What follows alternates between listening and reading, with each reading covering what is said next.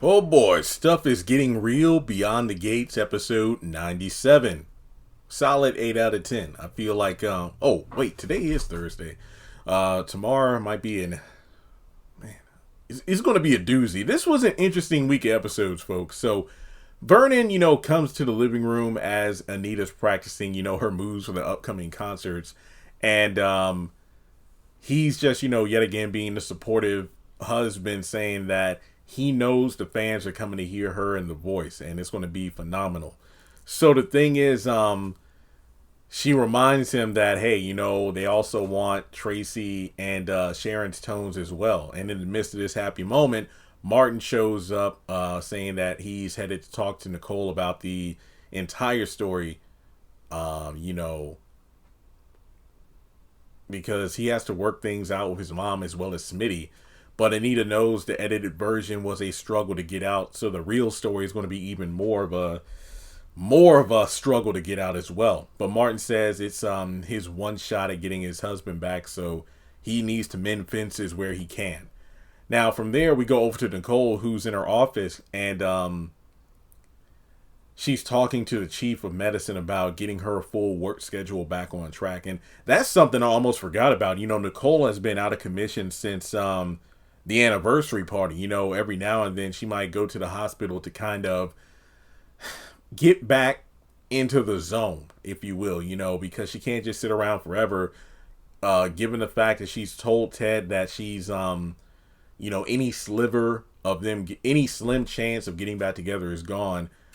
Now she's trying to reclaim her life one bit at a time. So she's doing what she can, and it's good to see. Now that's when Martin shows up and tells her the story about, Kenneth showing up again, wanting more payoff money, and the fact that there were so many people involved, from Detective Marcel to Joey to Elon.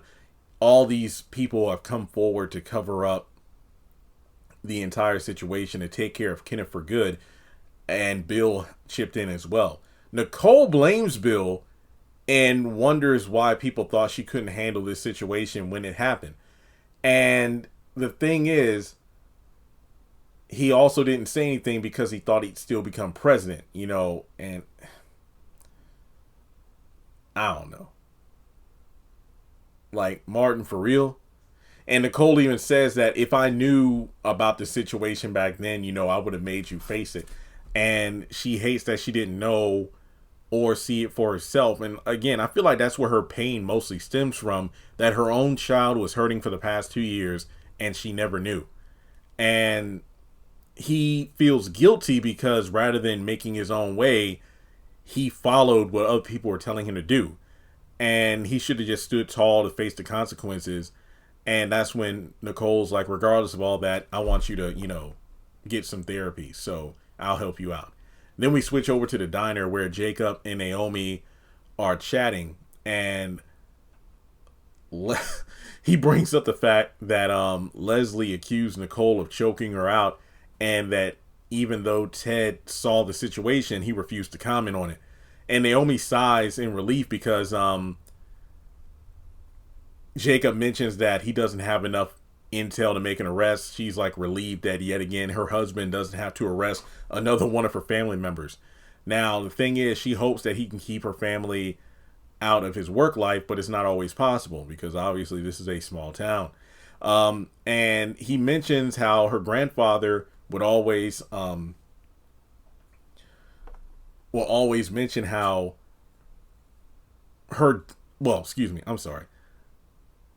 Jacob quotes Vernon.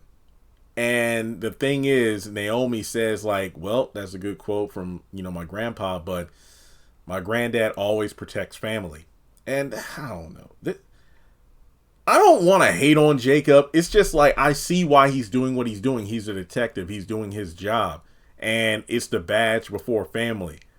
But on the flip side, and I think I mentioned this in a previous episode review, what's going to happen when he finds out his dad is a dirty cop too?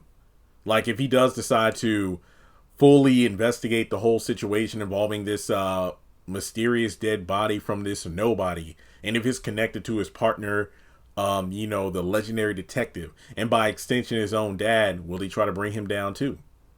Now we go over to the hotel room, and Eva lets Tomas in, and she looks at that book that she was going to lend him to read, and a bra falls out of the drawer, and she apologizes. Right, this isn't a setup, and she feels embarrassed about it, but he laughs, telling her that wasn't. Oh man, that wasn't the first bra, huh? And he remarks on how nervous and shy she's being, and she says it's because of the kiss they had at the diner, and she's unsure about what happens next. And he tells her that, I mean, we could either relive the moment or act like it never happened. And then they start making out on her bed, and like he stops in the middle of it and mentions how beautiful she is, and this is only the second bra I've seen, and he says that in a joking way. So then they start kissing again until she stops calling it as perfect as she thought it'd be. And they continue, but then she stops saying, like, I can't do it because of Kat. I'm not that girl. And he tells her that, well, me and Kat aren't really exclusive, but Eva's not sure Kat knows that. And in a moment of like maturity, because you would expect Eva to just like forget her, but no, she has a little bit of honor. Not to mention the fact that there were some comments on my last episode review saying that Jeremy, you're wrong. He did call Kat his girlfriend at one time. I don't know. I lose track. My bad. I guess there's a difference between being exclusive and being in a relationship. I'm single as hell, so I would not know. So, And Eva, unlike her mom, doesn't want to be a side piece. And ironically enough, Kat actually comes by knocking on the door, and as she does, they jump off the bed and get dressed. And Tomas, tries to move away from the bed, and then Eva answers the door, and then Kat tells her about the drama between their moms involving, my mom allegedly assaulting your mom, and then she spots Tomas, and he mentions how I'm there to pick up a book, and Kat tells him to stay, so then she leaves. It's pretty much the same thing, like anytime Ted is like hopeful that things are about to work out with Nicole, that's when Leslie randomly shows up. He tries to get rid of her, and just when he's about to, either Nicole or Kat shows up, and then they leave. So Tomas wishes that he would have hidden in the bedroom, and now Kat is even madder at him than ever, or madder at Eva than ever. Honestly, that would have been a smarter move, Tomas. You should have done what Kat did and just jumped under the bed. So Eva realizes that he doesn't want to be done with Kat, given how he feels about this situation, and that's because Kat left and he got upset about it. So he tries to cover it, but Eva knows that he still cares about, her sister. And she didn't think he'd stop caring, but the thing is, she's glad they put on the brakes before things got even more physical between them. So she ends up finding the book and tells him to keep it, and she's letting him go as well. So he hopes that she isn't, and kisses her, before leaving the hotel room. So we go over to Bill and Haley's place, and she comes out sporting a new dress, and he goes on to say, I would never know you were pregnant wearing something like that. And and she touches her stomach. Yeah, that there's a baby in there. Yeah, telling him that she wants him to enjoy her before she turns into like a pumpkin. Right. How is she going to hide it? Because a lot of people think the person she was on the phone with recently was possibly a surrogate or someone else who's pregnant, and she's using her ultrasounds. I don't know. But, he reassures her regardless of a pumpkin, tomato, a watermelon, he's going to find her beautiful no matter what. And the thing is, he just made another deposit into their future child's college fund. And he mentions how it's the key to wealth, education. And he says that he'll have law school covered at some point. So before this baby even pops out, he's already predetermined that their baby is going to be a lawyer as well. Unless they don't want to be a lawyer. And if that's the case, they can use it for another form of education. And she brings up how lucky their child's going to be, but he's the one who feels lucky considering, they're starting their own family. And we go over to the Dupree estate where Naomi pops up to discuss Jacob's theory about a situation going on with Martin. And, Anita and Vernon mentioned that this is a legal issue, and he has her, in a retainer. Yeah, what's it called? Retainer. So Vernon gives her money to retain her as their lawyer, and she takes the money, and she's bound not to tell Jacob about any of this. Folks, these two are probably going to get divorced at some point. So she's upset though, and then Vernon tells her about the situation. She mentions how her husband feels like his partner, Detective Marcel, is a dirty cop, and wonders how he pulled this entire situation off. And Vernon mentions how Elon played his part. So Anita calls the chief, but the thing is, Anita calls the police chief a good man regardless. So they all thought they were protecting Martin, and they were all wrong. And I don't know. Like I said, episode review after episode review, I see both sides of this situation. And Vernon wanted to pay the man off, but Joey and Bill wanted to eliminate him. And that's when Naomi's like, what? Because this is her dad they're talking about. But Vernon didn't expect things to go as far as they did. And yet again, Naomi can't believe, keep in mind, Naomi and Chelsea were still in disbelief that their father would threaten Leslie and her unborn child the way he did. But to go so far as to eliminate a person, that's crazy. So they need to do something because Jacob is putting all of this stuff together and he's doing it very fast. So they need to prepare for everything to come to the forefront.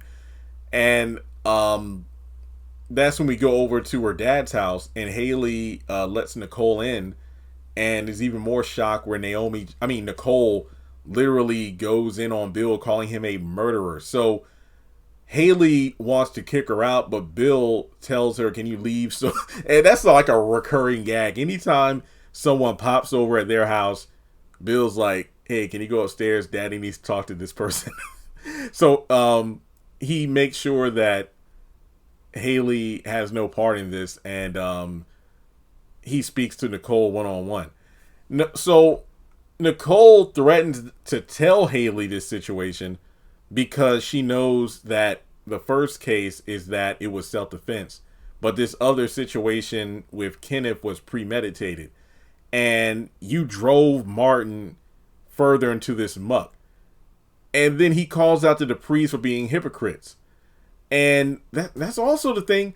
Just like Danny, Nicole doesn't really know about all the stuff that, their father and possibly even mother have used him and others to cover up.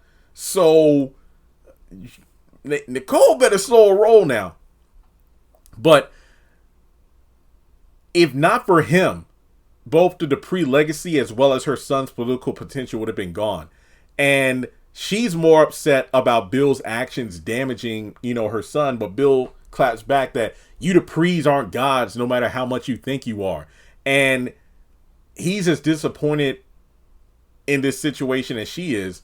But, she gives him a round of applause and tells him to stay away from her and her family. And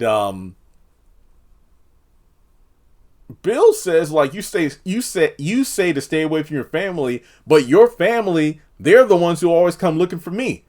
And she says, like, I'm the fixer from now on. Nicole, no, you ain't. Like I said, if you knew how down and dirty your dad gets, or I'm sorry, if you knew how down and dirty your father gets other people to go in order to maintain that Dupree squeaky clean legacy, I bet you wouldn't be saying that. So Jacob finds Martin at the diner, and he mentions that he's cheering for you and Smitty because I heard you're kind of on the rocks right now. And he questions about that stalker, aka the busboy. Martin acts like he hasn't heard anything since, days ago. And he mentions how, well, stalker is nothing, out of the ordinary for me since I'm a public persona, being a politician. Threats like that come with the job. And he says that, Smitty and I will eventually work things out. And Jacob mentions how, yeah, Smitty said the same thing, but he won't discuss anything with me. And Jacob thinks he's slick, like, well, it's not like you committed a crime, did you? And Martin could pick up on that instantly. And he mentions how these coincidences or something, right? And then Jacob just gets up and leaves. And Kat ends up talking to her brother and tells him what, she just walked in on, and he's sorry about it. And, she mentions how even though she didn't see anything, she noticed that Tomas looked guilty while he was standing there in Eva's room. And she thinks he cheated. She goes on to say she thinks all men are cheaters, just like their dad. And she calls both Martin and Vernon exceptions, and then they give each other a hug. So that's the end of the episode. But I'm sorry, I still don't think he technically cheated. I could be wrong. I mean, I feel like at this point, I think Tomas is as confused about what he and Kat are, because I feel like Kat thinks there's something more, but Tomas is rightfully uncertain about it. That's the way I look at it. And say what you will, at least he did not have sex with Kat, because it just felt so calculated and out of the ordinary, not spontaneous and passion driven. It felt like she was trying to mark her territory. But yet again, I feel it comes back to Kat not really investing a lot of time in their dynamic. I can't even go so far as to say dating or relationship. Yes, they've had a breakfast date here, a place, at the diner, at the country club. But how many times have these two got together for dates, but the main focus was Kat trying to bring down Eva and or Leslie? How many of these dates have been about getting to know Tomas? So, I mean, I ain't trying to call him a dog or a mutt, but I'm saying that their dynamic certainly isn't purebred, because they haven't had time to let it cultivate. So it is what it is. But let me know your thoughts in the comment section below. Yeah, I think tomorrow's episode is going to be wild. Like and subscribe, and I'll catch you all in the next video.